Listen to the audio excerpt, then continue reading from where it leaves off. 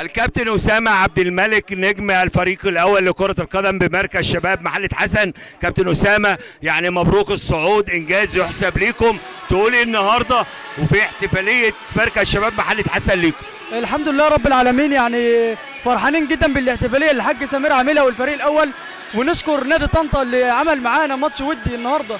الحمد لله ادينا ماتش حلو، لا نقل فرقه عن فرقه في الدوري الممتاز، وان شاء الله بنوعد الجميع ان احنا ان شاء الله السنه الجايه هنكون في الدوري الممتاز بقى باذن الله رب العالمين. كابتن اسامه، يمكن مجلس الاداره مساندكم بكل قوه، حاطط قدامكم مقومات النجاح.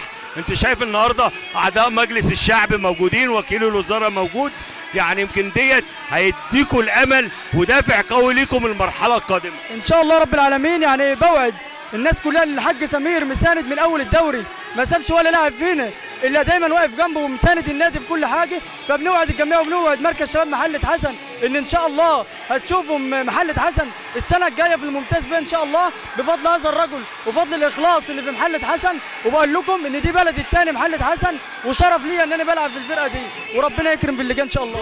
الله يبارك فيك يا كابتن. ربنا